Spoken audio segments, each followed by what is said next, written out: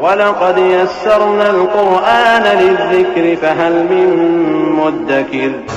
اور ہم نے قرآن کو سمجھنے کے لیے آسان کر دیا ہے، تو کوئی ہے کہ سوچے سمجھے؟ السلام علیکم ورحمۃ اللہ وبرکاتہ۔ عزیز طلباء، آج ہمارا موضوع ہے شرک کے متعلق ایک مغالطہ،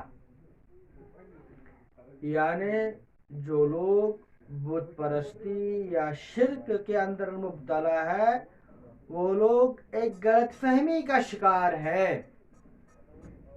اگر وہ غلط فہمی نہ ہوتی تو وہ لوگ بت پرستی اور شرک کے اندر مبتلا نہ ہوتے۔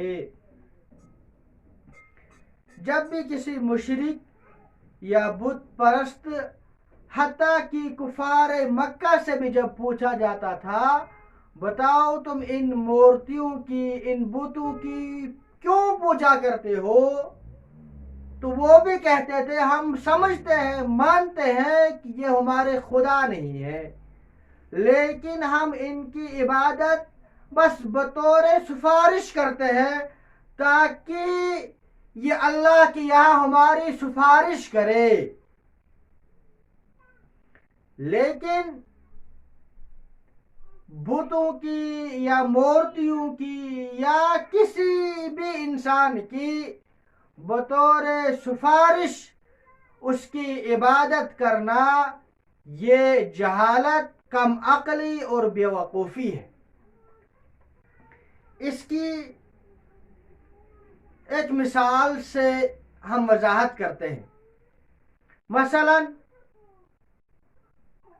ایک بادشاہ نے اپنے دربار کے باہر یہ اعلان لگا دیا ہو کہ میرے پاس جس کو بھی آنا ہے کبھی بھی کسی بھی وقت اور کسی بھی ٹائم آ سکتا ہے، یاد رکھے کہ میرے پاس کسی طرح کی کوئی سفارش نہیں لانا۔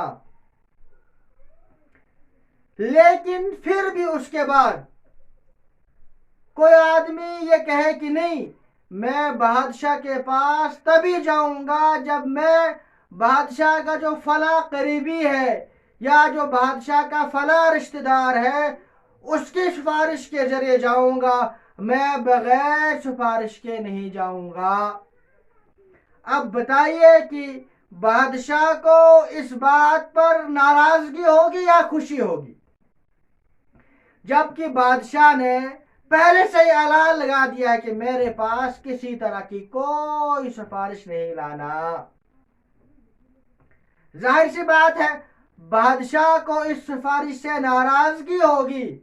اسی طریقے سے اللہ تعالیٰ نے صاف اور واضح اعلان کر دیا ہے کہ میرے ساتھ کسی کو بھی کسی بھی طرح سے شریک نہیں کرنا، چاہے ان کی براہ راست تم عبادت کرو یا بتاؤ ہم بطور سفارش کرتے ہیں۔ اللہ کے یہاں تو کوئی سفارش کی ضرورت نہیں ہے، وہ تو احکم الحاکمین ہے اور وہ ہماری رگوں سے بھی زیادہ قریب ہے۔ وَنَحْنُ أَقْرَبُ إِلَيْهِ مِنْ حَبْلِ الْوَرِيدِ، اور اللہ ہمارے ساتھ ہے، ہم جہاں بھی ہو ہمیں کہیں جانے کی ضرورت نہیں ہے۔ جب بھی ہمیں اللہ تعالیٰ سے ملاقات کرنی ہو تو ہم وضو کریں گے، 2 رکعت نماز پڑھیں گے، اور نماز پڑھنا ہی یہ اللہ کے دربار میں آنا ہے، یہاں تو کسی بھی کی سفارش کی کوئی ضرورت نہیں ہے۔ لہذا اللہ کے ساتھ کسی کو بھی کسی بھی طریقے سے سفارش کے اعتبار سے ہو یا اس کو معبود سمجھ کر